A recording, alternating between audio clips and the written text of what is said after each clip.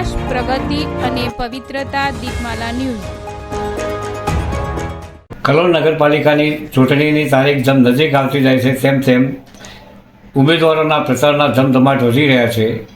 એક જાગૃત નાગરિકે અમોને એક દ્રશ્ય બતાવવા માટે લઈ ગયા.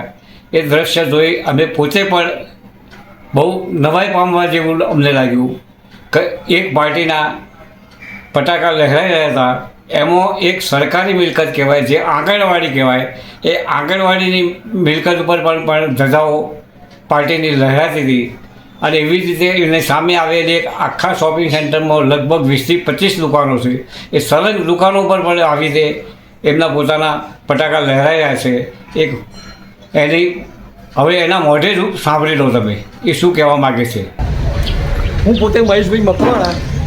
આજે સ્થાનિક 2026ની સ્થાનિક સ્વરાજ્યની ચૂંટણી જ્યારે આવી રહી છે ત્યારે આપણે ભારતીય જનતા પાર્ટીએ તમામ નિયમો નેવે મૂકી અને આ આચારસંહિતાનો ભંગ કરેલ છે. તે બદલ આજે રેલવે પૂર્વ વિસ્તારની અંદર વોર્ડ નંબર 11ની અંદર જુઓ, આ સરકારી કચેરી આંગણવાડી છે, તેમાં ભારતીય જનતા પાર્ટીએ પોતાની દમનગીરી કરી અને સરકારી કચેરી પર ભાજપના ધ્વજ લહેરાયો છે. તો આપણે ચૂંટણી અધિકારી શ્રી જિલ્લા કલેક્ટરશ્રીને હું જણાવું છું કે આચારસંહિતા ભંગ બદલ આપ શું પગલાં લેશો?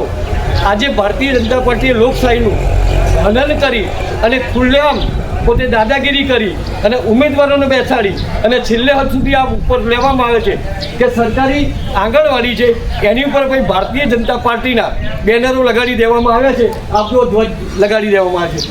અહીંયા સરેઆમ ભારતીય જનતા પાર્ટીની દમનગીરીનો એક આ નમૂનો છે. બાકીના નમૂને તમને આગળ બતાવું છું. આજે વોર્ડ નંબર 11ની અંદર અહીંયા ઉપસ્થિત થઈ અને સ્થાનિક 2026ની જે ચૂંટણીઓ આવી રહી છે તેની આચારસંહિતા લાગુ હોવા છતાં કોઈ પણ પરમિશન વગર સરકારની કલેક્ટરશ્રીની પરવાની સિવાય તમામ જગ્યાએ ભારતીય જનતા પાર્ટીના ધ્વજ લહેરાઈ દેવામાં આવે છે. અહીંયા 1થી 22 દુકાનની અંદર ભારતીય જનતા પાર્ટીના અહીંયા ધ્વજ ફરકાવવામાં આવ્યો છે. તો આ બાબતે કલેક્ટરશ્રી શું રજૂઆત કરશે અને કલેક્ટરશ્રી આ બાબતે શું પગલાં લેશે? અહીંના તમામ દુકાન વેપારદારો કોઈને પણ પરમિશન લેવામાં આવી નથી. અને આ સામે તમે જોઈ રહ્યા છો સરકારી આંગણવાડીમાં પણ ભારતીય જનતા પાર્ટીના ધ્વજ લહેરાવી દેવામાં આવે છે, જે આચારસંહિતાનો ભંગ થાય છે. તો એ ભંગના કડકમાં કડક પગલાં લઈ અને આ ધ્વજ જે ભારતીય જનતા પાર્ટીને લગાવેલ છે તે ઉતારી દેવા મારે કલેક્ટરશ્રીની રજૂઆત છે. આપ અહીંયા જોઈ રહ્યા છો કે 2026ની સ્થાનિક સ્વરાજ્યની ચૂંટણીઓ જ્યારે આપણે અહીંયા લોકશાહી દબી જે થવી જોઈએ એના વિરુદ્ધની અંદર આજે ભારતીય જનતા પાર્ટીની દમનગીરી આપ જોઈ શકો છો કે સરકારી આંગણવાડીમાં પણ આ ભારતીય જનતા પાર્ટીની દાદાગીરી ચોખ્ખી દેખાઈ આવે છે અને સરેઆમ આચારસંહિતાનો ભંગ કરેલ છે. આજે સળંગ તમે દુકાનોમાં જોઈ લો કે ભારતીય જનતા પાર્ટીના ધ્વજ અહીંયા લહેરાઈ રહ્યા છે. એ ખરેખર ચૂંટણીના આચારસંહિતામાં લાગુ પડે છે.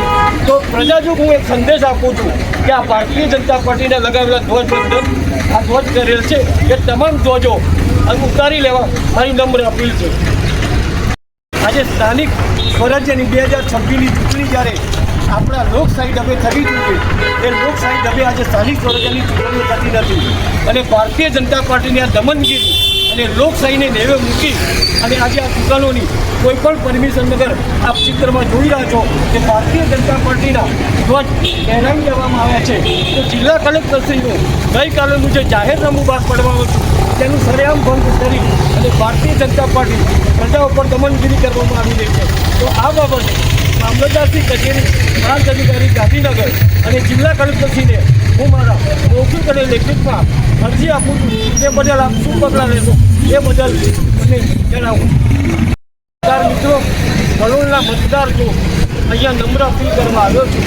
આ વોર્ડ નંબર 11ની પરિસ્થિતિ છે કે અહીંયા મુખ્ય અધિકારીઓ DDO દ્વારા અહીંયા નજર રાખવાની જગ્યાએ આ દુકાનદાર ઉપર ભારતીય જનતા પાર્ટી દ્વારા આ ધ્વજ લહેરાવવામાં આવ્યા છે જે કોઈ પણ પરમિશન વગર એ આ ધ્વજ અંદર આ ભારતીય જનતા પાર્ટીના ધ્વજ લગાવવામાં આવ્યા છે.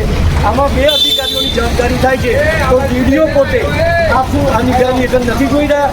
તો આ બાબતે DDOથી ચૂંટણી અધિકારી તરીકે શું આના પગલાં લેશે એ બાબતે આપણે આ લેખિતમાં અને મૌખિક પણ રજૂઆત કરું છું.